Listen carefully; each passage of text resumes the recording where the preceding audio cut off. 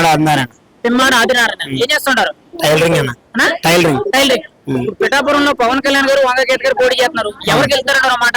పవన్ కళ్యాణ్ అండి పక్క. చూసుకోవాల్సిన పవన్ కళ్యాణ్ గారు పవన్ కళ్యాణ్ గారు పక్క. ఎందుకని అంత మనసుగా చెప్తున్నారు? ఎందుకంటే అండి ఆయన చేసి నిజాయితీ పరుడు కాబట్టి. నేను ఆయన సొంత డబ్బుతో పెడతాడు తప్ప రాజకీయ పరంగా డబ్బు సంపాదించి పెట్టట్లేదు. ఆయన ఆస్తులు అమ్ముకుంటే అయ్యేది పక్కన చేస్తున్నాడు. రైతులు కనుక పేదవాళ్ళు కనుక ఒక మత్స్యకారుడి కోసం అనగా ఏం చేస్తా ఉంటున్నాడు ఈయన. నిన్న మత్స్యకారు బిడ్డని నేను. కానీ ఆయన చేసి విధానం బట్టే చేస్తారన్నారు. కానీ వంగగీత గారు ఆల్రెడీ పరిపాలన చేసి ఉన్నారు ఎమ్మెల్యే కింద. కానీ ఇప్పుడు ఆవిడ ఏం చేయాల ఏంటి పిఠాపురాన్ని.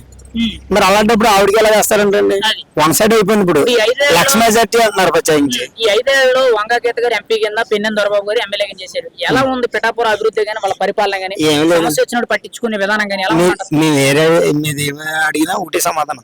వాళ్ళు అయితే ఏం చేయాల, ఆయన ఏంటి జగన్ ఏం చేయాల, జగన్ బట్టలు నొక్కడవును, వీళ్ళేమో పక్కన ఆస్తులు తెంగడవును. ఇంకా అంత మించి చేసేది ఏముంది? అభివృద్ధి పరంగా ఏం లేదంటారు. పోలేండి మీరే చూస్తున్నారు కదా రోడ్లు ఎలా ఉన్నాయి చూడండి. పోనీ బొక్క రోడ్లు అయ్యి చేసేది ఏముందండి? అసలు ఇక్కడ గంజా అనేది అసలు మన తూర్పుగోదావరి సైడ్ ఎక్కడైనా ఉండేదండి గంజా. అసలు అలాంటిది ఏమి ఉండదు. అమ్మాయిల్ని మాఫియా చేయడం అలాంటిది ఏమైనా ఉందా? ఆ దోరపుడు మరీ దారుణం చేస్తున్నాడు. రైస్ మాఫియా ఇదేనే ఒక ఇంటి వైఎస్ డబ్బులు 1000 కోట్లు దెబ్బారు. దానికి సమాధానం లేదు. మళ్ళీ వాళ్ళతో మత్స్యకారులతో మళ్ళీ ధర్నాలు చేయించడం అవి చేస్తున్నారు.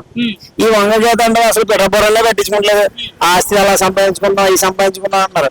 ఇప్పుడు ఏకంగా పిఠాపురాన్ని పవన్ కళ్యాణ్ ఓడించడానికి 1300 కోట్లు వచ్చిందని మాకు టాకు. 1300 కోట్లు కాదు 1000 కోట్లు తీసుకున్నా సరే పవన్ కళ్యాణ్ గెలుస్తారు ఇక్కడ. కావాలంటే వాళ్ళు వచ్చి వైసీపీ 151 ఎమ్మెల్యేలు కూడా ఇక్కడికి వచ్చి 175 ఎమ్మెల్యేలు కూడా ఇక్కడే ప్రచారం చేసుకోమనండి. ఏంటంటే ఇప్పుడు పవన్ కళ్యాణ్ ఇక్కడ పోటీ చేస్తున్నారని అంటే డబ్బే గానీ మద్యమే గానీ ఓటెక్కి లక్షం బండిస్తాం లక్ష కాదు. ఏమంటారు మీరైతే? జగన్ అంటారా లేకపోతే పవన్ కళ్యాణ్ పోటీ చేయడం ఇక్కడ కాదు. పవన్ కళ్యాణ్ ఇక్కడ పోటీ చేయడం మాకు జన్మధన్యం అయింది.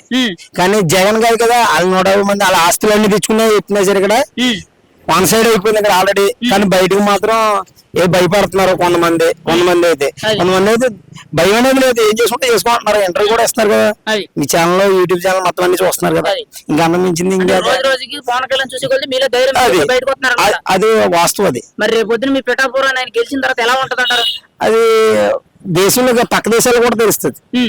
పవన్ కళ్యాణ్ గారు కూడా అన్నారు కదా దేశంలోనే నెంబర్ 1 రాష్ట్రంగా చూపిస్తుంది పిఠాపురాన్ని. పిఠాపురం నియోజకవర్గం నెంబర్ 1 గా. ఇప్పుడు చాలా మంది పవన్ కళ్యాణ్ ఇక్కడ పోటీ చేస్తున్నాడనే న్యూస్ వచ్చిన కానించే తెలుగు ఎక్కడ ఉన్నా కానీ పిఠాపురం గురించి ఇప్పుడు వరకు ఎవడు గెలుస్తాడు ఇదే టాపిక్. ఇప్పుడు వరకు గెలిస్తే ఎలా ఉంటుంది అంటారు ఇక్కడ?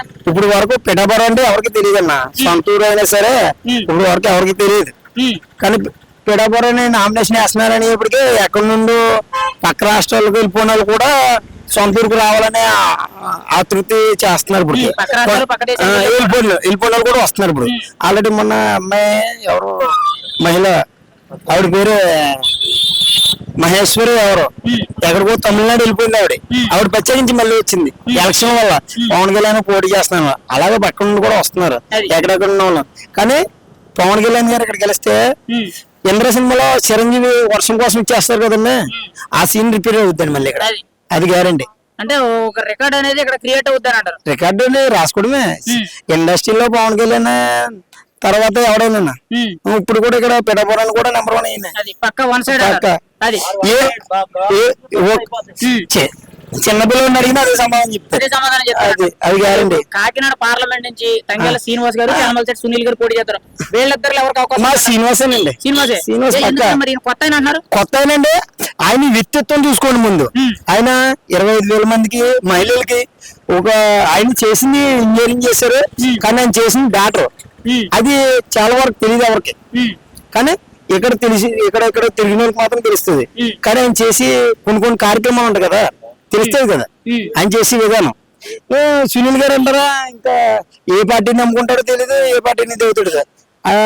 తల్లిని కూడా అమ్ముకునేది అయిపోయింది అది సునీల్ గారిది. ఆయన ఏ పార్టీలో నిలకడకుంటలేదంటే నిలకడగా ఉన్నాయి చెప్తానండి. ఓడిపోయిన పార్టీ కదండి.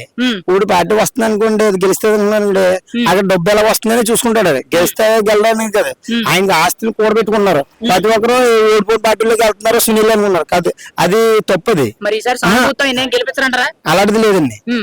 ఆయనకైతే ఇక్కడ ఆయనకి ఎన్నిసార్లు వేసిన రాజకీయ వర్గంలో ఆయనకి సీట్ అనేది ఎన్ని సంవత్సరాలు అయినా సరే సీట్ రాదండి ఆయనకి, ఏ పార్టీలో చేసినా సరే. అది ఈ ఉదయ్ శ్రీనివాస్ ఫస్ట్ టైం పోటీ చేస్తున్నారని ఈయన పక్కా సీట్ వస్తుంది. పక్క సీటు పక్కా. అది ఎందుకు ఈయన మీద అంతరానికి వచ్చిందంటారు?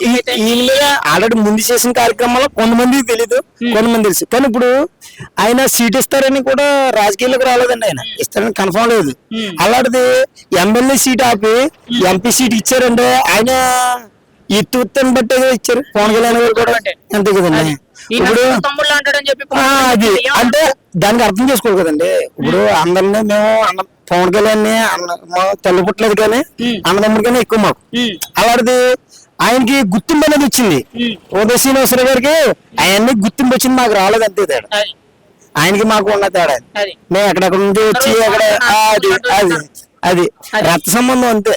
ఫైనల్ గా పేగి విడిసి పుట్టలేదు అంతే తేడా, కానీ అన్నదమ్ములు అంటారు. ఫైనల్ గా మీ అన్నయ్య పవన్ కళ్యాణ్ గారిని పిఠాపురం ఎమ్మెల్యేగా చూడాలనుకుంటున్నారు? ఎమ్మెల్యేనండి, పక్క సీఎం అవుతాడు ఎప్పటికైనా. అది మరి మీ ఎమ్మెల్యే పవన్ కళ్యాణ్ అన్నయ్య గారికి ఎంత మెజార్టీ వస్తుందంటారు? లక్ష వేసుకోమన్నాను పక్క. ఇంకో దిగి పనిలేదండి మేము. మరి ఆయన పుట్టేంటండి ఫైనల్ గా? టీ గ్లాస్ గాజు గ్లాస్ అంటారు. అదే బంగారు గ్లాస్ మాకు. మరి గ్లాస్ పగులుద్దని అంటున్నారు, మరి మీరేమంటారు? పగిలే కొద్ది పొదలెక్కిద్ది. అది పదిలే కొద్ది అంతే. ఓకేనా, థ్యాంక్ యూ.